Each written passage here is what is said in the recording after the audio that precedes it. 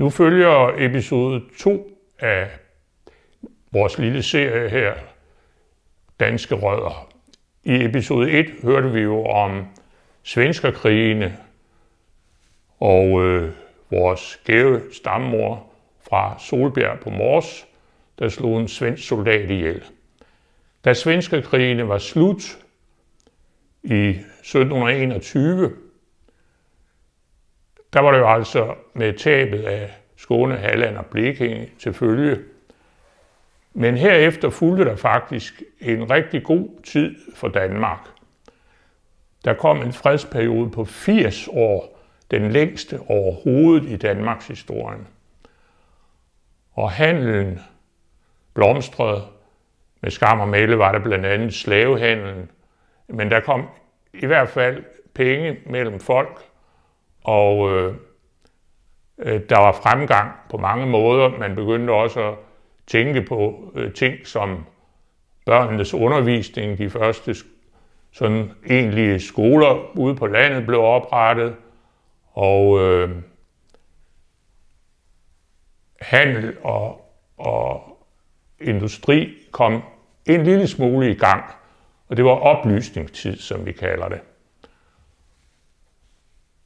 Og hvis vi nu skal se på vores familiehistorie i dette, så kan vi egentlig tage vores udgangspunkt, der hvor vi sluttede sidst i gården i Solbjerg. For når vi kommer et stykke op i 1700-tallet, 6 generationer længere frem, så fødtes der en lille pige i den samme gård. Bodil Poulsdatter hed hun. Hun var født i 1767, og hun var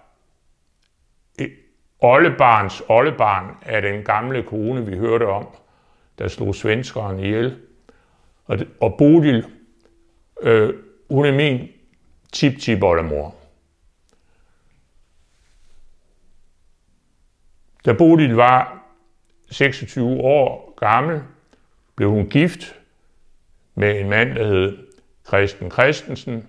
Han havde året før, i 1792, købt gården Søndergaard i Østerjølby. Østerjølby ligger jo altså også på Mors, cirka 2-3 kilometer fra Solbjerg. Og her flyttede Christen og Bodil så ind på gården i 1793. Søndergaard, det var en stor gård, den havde faktisk været adelsgård i 1600-tallet.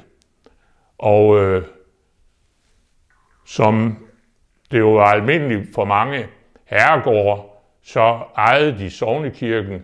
Og selvom Søndergaard jo ikke ligefrem var en herregård, så var ejerskabet til Østerjølby sognekirke knyttet sammen med Søndergaard.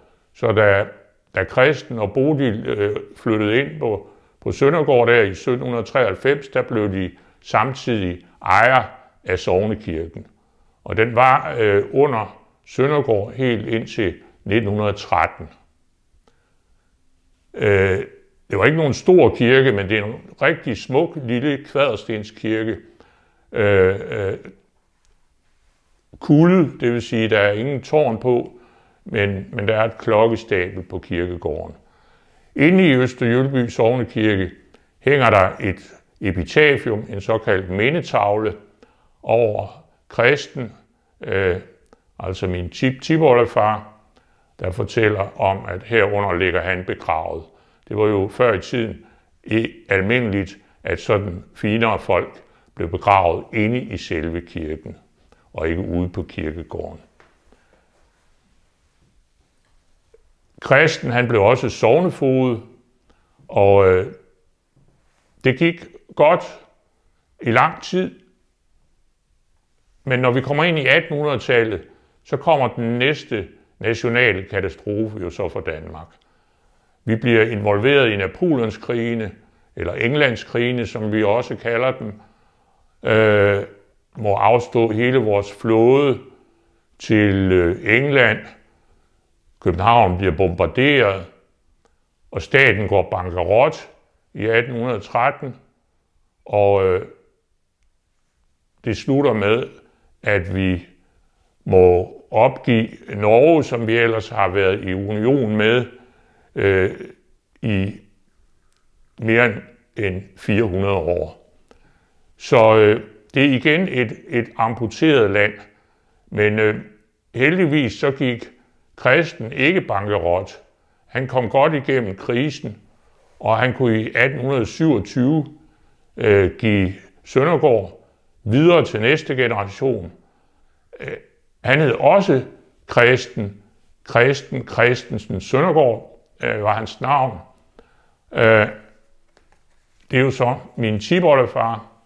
Han ser sådan her ud. Det er det første familiefoto, jeg overhovedet har. Han var født i 1796 som den ældste af Christen og Bodils 4 børn, og han levede helt indtil 1884. Han blev altså 88 år gammel og døde af en trafikulykke.